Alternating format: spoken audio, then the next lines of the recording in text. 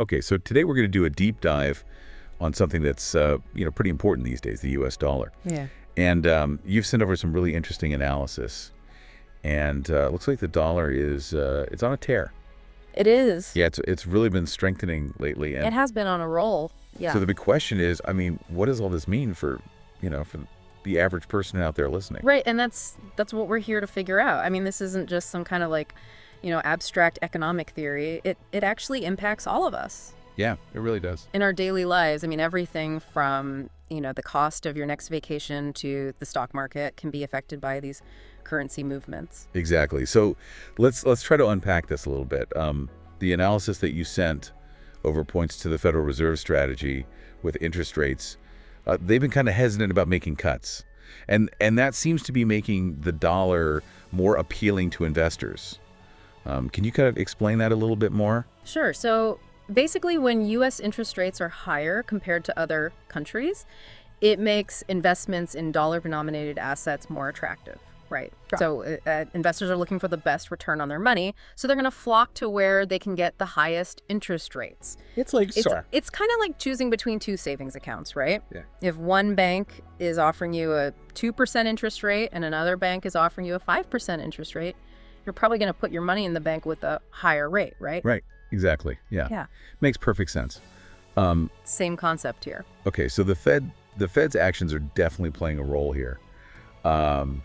But the report also mentions, former President Trump and the potential for his policies to impact the dollar. What's the connection there? Well, it's all about market perception and anticipation, right? So some investors believe that certain policies a second Trump administration might implement could further strengthen the dollar, Okay. particularly policies related to trade and deregulation. For example, if a policy is seen as boosting U.S. economic growth, that could attract more foreign investment, which would drive up the demand for the dollar. Oh, okay. So it's not necessarily that his policies would directly, strengthen the dollar.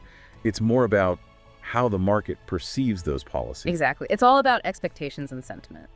Got it. Okay. So hold on. I'm a little confused here. If the dollar is getting stronger, does that automatically mean that other currencies are getting weaker? Is it like a zero-sum game? You've hit on a key point. Yeah, currencies are traded in pairs, so when one goes up, another one generally goes down. Okay. You can think of it like a seesaw, Oh, right? So in this case, the euro and the British pound have been declining against the dollar as the dollar strengthens. so like, one side of the seesaw goes up, the other side goes down. Yep, that's a good analogy. Okay, got it. All right.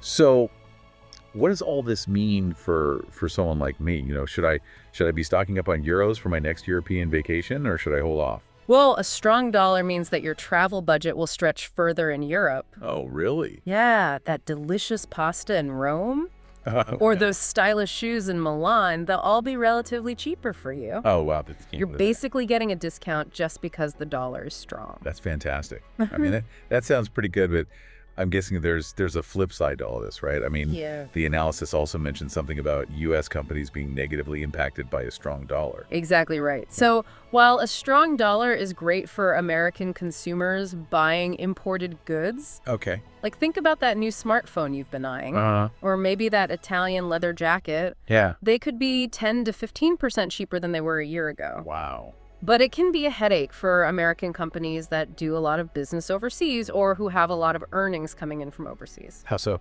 Okay, so let's say a U.S. tech company makes a big sale in Europe, Okay. right? And so they get paid in euros. But when they convert those euro earnings back into dollars, Yeah. they're going to get less back than they would have if the dollar was weaker. Oh, I see. So it can eat into their profits. Got it. So it really Yeah. is a mixed bag then, right? It is. There are winners and losers depending on where you stand in all of this. Yeah. But what can companies do about this? They can't just, Yeah. sit back and watch their profits shrink, right? That's where hedging comes in. Okay. Hedging is a way for companies to protect themselves from big swings in exchange rates. Okay. So, for example, a company could enter into what's called a forward contract Okay. to lock in a specific exchange rate for a future transaction. So they're kind of like guaranteeing a certain exchange rate even if the market fluctuates? Exactly. It's like buying insurance against currency fluctuations. Oh, okay. So are there different types of hedging strategies? Is it like a one-size-fits-all kind of thing? Not at all. There's a whole toolbox of hedging instruments out there, Okay. each with their own pros and cons. Some common ones include forward contracts, options, and currency swaps. The best strategy really depends on the company's specific needs and their risk tolerance. Okay. Makes sense. It sounds pretty complex. It can be, yeah, but there are experts who can help companies navigate these waters. All right, so one last thing the analysis highlighted was the potential for a second Trump administration to impact the dollar. Can you unpack that a little bit more for us? Sure. So a second Trump administration might pursue policies aimed at weakening the dollar. Okay. One way to do that could be through interventions in the currency market, actually buying or selling dollars to try to influence the exchange rate. Or they could implement protectionist trade policies Okay. that could reduce demand for the dollar. I see. But this is all speculation, of course. Right. We don't know what policies a second Trump administration would actually pursue. So if you were to get back in office, things could shift pretty dramatically. It's certainly possible. The currency market is very sensitive to political developments, and any major policy changes could send ripples through the global economy. So there's a lot of uncertainty there. Absolutely. Okay, so to sum things up, it sounds like we've seen how a strong dollar is creating both opportunities and challenges. Right. For different players in the economy, it's making imported goods cheaper for us here in the U.S., Yes. but it's potentially hurting U.S. companies' profits. Yeah, there's always two sides to the coin. Exactly. And on top of all that, the future of the dollar seems pretty uncertain, especially given, the possibility of a second Trump administration. Exactly right. And that uncertainty is something that investors and businesses really need to factor into their decision making.